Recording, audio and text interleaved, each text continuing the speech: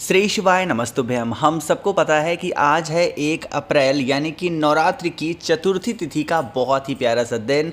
और आज ये चतुर्थी तिथि हम सबको पता है किसे समर्पित होता है, भगवान गणेश को। इसीलिए हम सभी लोगों को एक गणपति दीपक अपने घर पे जलाना है। वो भी कब जलाओगे? रात में, यानी कि शाम के टाइम पे प्रदोष काल के बाद में इस दीपक को जलाना है। जो भी घर की प्रॉब्लम्स होंगी, जो भी जीवन में आपके कष्ट होंगे, उन कष्टों से आपको छुटकारा ज़रूर मिलेगा। ठीक है ना? तो इसी की बात पूरी वीडियो में हम लोग करेंगे। वीडियो को तो पूरा देखिएगा। ठीक, चलो स्टार्ट करते हैं। सबसे पहले यहाँ पे आप सभी को दिखाई दे रहा होगा शमी का पत्ता। अरे दिख रहा है ना? तो देखो, जो गणपति जी का दिन है, यानी कि चतुर्थी का जो दिन होता है, जो नवरात्रि के दिन में चतुर्थी तिथि पड़ती है, उसे विनायक चतुर्थी के नाम से जानते हैं। और आपको पता होना चाहिए भगवान गणेश को इस दिन शमी का पत्र बहुत प्रिय होता है। तो अगर आपको शमी का पत्ता मिल जाता है तब तो बहुत अच्छी बात है, और नहीं मिलता है तो चावल के दाने का इस्तेमाल आप कर सकते हो। ठीक है ना? अब यहाँ पे हमें कोई और दिया नहीं लेना है, बल्कि कौन सा दीपक लोगे? आपको आटे का दिया लेना। अब एक चीज़ का विशेष ध्यान देंगे, आटे का दिया ऐसे ही नहीं बना लेना है कि आपने पूरे घर की रोटी के लिए आटा गूथा, उसमें से थोड़ा सा निकाल करके इस तरीके से दीपक बना दिया। नहीं, ये एक गलत तरीका है, और ऐसे बनाने से जो दीपक माना जाता है वो जूठा दीपक माना जाता है। इसीलिए अलग से थोड़ा सा आटा को गूथा करो एंड देन आप इस प्रकार से आटे का दिया बनाओ, है ना? देखो, आटे का दिए में यहाँ पे आप सभी को 5 मुख इस प्रकार से दिखाई दे रहे हैं। ज़रूरी नहीं है कि आपको ऐसे 5 मुख वाले दिए बनाने ना, आप किसी भी शेप का दिया बना सकते हो, इसमें कोई दिक्कत नहीं है। ठीक है ना? जो भी दिया आपने बनाया है, जिस भी शेप का, आप एक चीज़ का ध्यान रखेंगे, आज के दिन आप सभी लोगों को इसके अंदर तिल का तेल डालना है। ठीक है ना? घी का नहीं इस्तेमाल करना है, ना तो आपको सरसों के तेल का इस्तेमाल करना है, आपको तिल के तेल का दिया लगाना है। ठीक है ना? अब हम यह दीपक लगा किसके लिए रहे हैं? भगवान गणेश के लिए। और विघ्नहर्ता कौन है? एक देवता है। और मैंने आपको 1000 बार बता रखा है कि जब भी हम कोई दिया किसी देवता के लिए प्रज्वलित करते हैं तो वो कौन सा होता है? हमेशा गोल बत्ती का। चीज़ें क्लियर हैं क्या? अब चलो, गोल बत्ती का दिया लगा दिया हमने, तिल का तेल डाल दिया। अब आप इस दीपक को उठाएंगे और जलाना कहाँ पे है? मुझे पूरी उम्मीद है अगर आप सनातन धर्म, हिंदू धर्म से हैं तो आपके घर में भगवान गणेश की फ़ोटो, मूर्ति, प्रतिमा ज़रूर होगी, क्योंकि यही तो हैं सर्वप्रथम पूजनीय देवता, है ना? अब आपके पास में जो दिया है, कौन सा? आटे वाला। और कौन सी बत्ती लगाई है? गोल बत्ती का। अगर आपके पास में शमी का पत्ता है तो दीपक के नीचे उस शमी के पत्ते को रख देना, और अगर शमी का पत्ता नहीं है तो दीपक के नीचे चावल का दाना रखेंगे। ठीक है ना? इतनी बातें क्लियर हो गई। एक बात मैंने आपको और बता रखी है कि भगवान गणेश को 2 चीज़ें बहुत प्रिय हैं। कौन कौन सी? एक तो उनको खड़ा मूंग बहुत प्रिय है। क्या प्रिय है? खड़ा मूंग। और दूसरा उनको दूर्वा प्रिय है। ठीक है ना?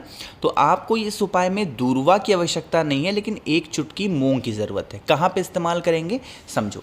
सबसे पहले जो भी चीज़ें आपके पास में है उसको दीपक के नीचे रखेंगे एंड देन आप दीपक को प्रज्वलित करेंगे। जब आप दीपक को जलाएंगे तो भगवान गणेश का एक और रूप है मयूर ध्वज। किसके नाम से दिया जलाओगे? मयूर ध्वज भगवान के नाम से दीपक को प्रज्वलित करेंगे। और दीपक जलाने के बाद में अपने परिवार की उन्नति, अपने परिवार की तरक्की के लिए दीपक के अंदर आपको एक चुटकी मूंग के दाने को अगर आप डाल देते हैं तो इससे भगवान गणेश बहुत खुश होते हैं और आपके घर में सुख, शांति, समृद्धि का वास हमेशा होता है। ठीक है ना? चीज़ें क्लियर हो रही हैं?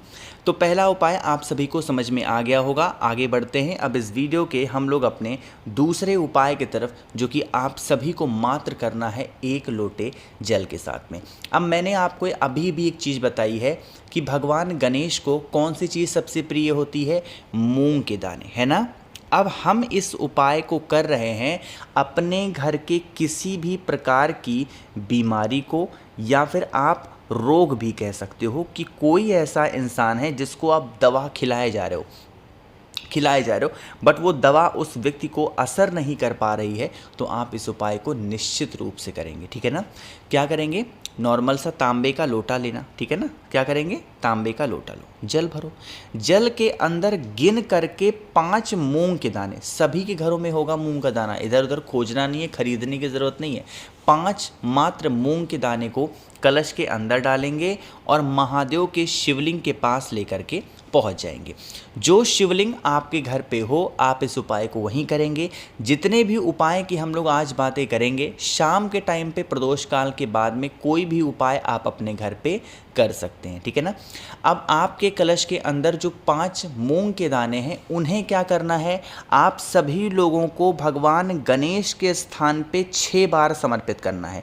अब ऐसा मत कर देना कि 6 बार समर्पित करके और पूरा जल खत्म कर दो, नहीं, थोड़ा थोड़ा करके भगवान विघ्नहर्ता भगवान गणेश से जो भी व्यक्ति बीमार है उसका नाम और गोत्र बोल के और उसके ठीक होने की कामना करके आपको क्या करना है, समर्पित करेंगे। चीज़ें क्लियर हो रही हैं क्या।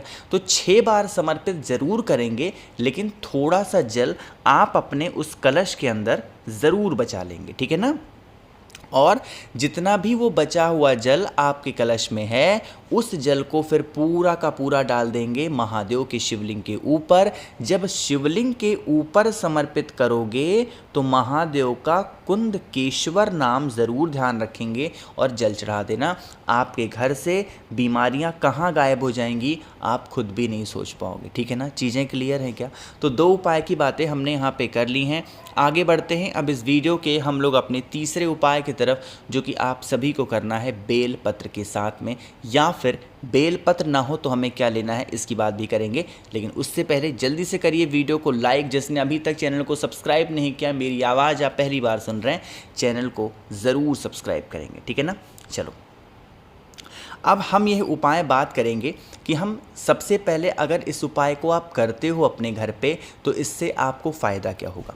आज के टाइम की जो सबसे बड़ी चीज़ें लोगों के लिए बन गई है ना, वो क्या हो गई है, पैसे। यानी कि जिन भी लोगों के घरों में माँ लक्ष्मी का वास नहीं होता है, घर में आपके पैसे नहीं हैं, बहुत टेंशन में हो, तो आपको क्या करना है, एक प्यारी सी बेलपत्र ले लो। ठीक है ना।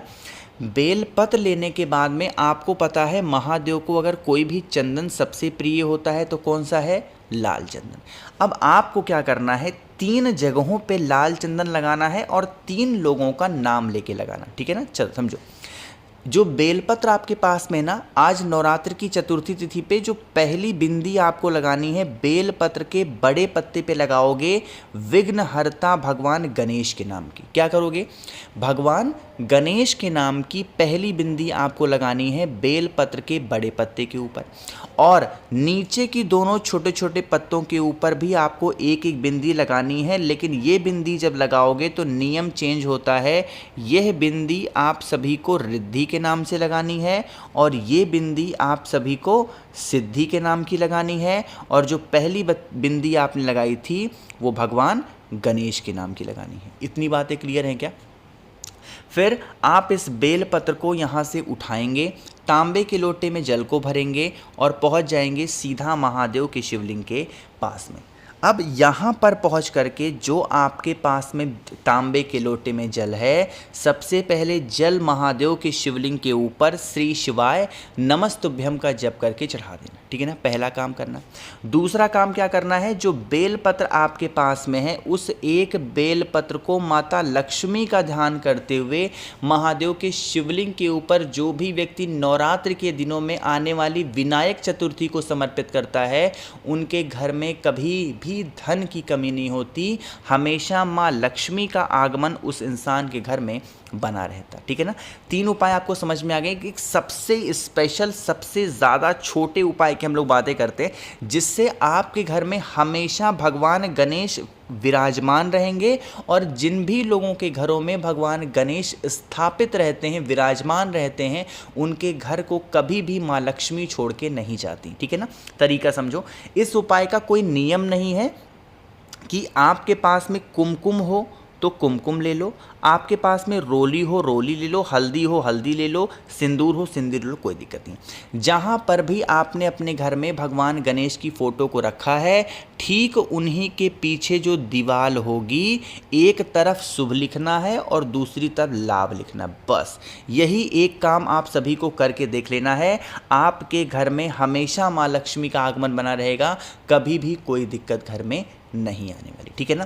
बाकी मैंने कोशिश की आप सभी को सब कुछ बहुत ही अच्छे से ढंग से बताने की। वीडियो पसंद आई हो तो लाइक करिएगा, कुछ पूछना है नीचे कमेंट सेक्शन में पूछें, और मेरे जितने भी भाई बहन आवाज़ आज मेरी पहली बार सुन रहे हैं, चैनल को ज़रूर सब्सक्राइब करेंगे। श्री शिवाय, नमस्ते।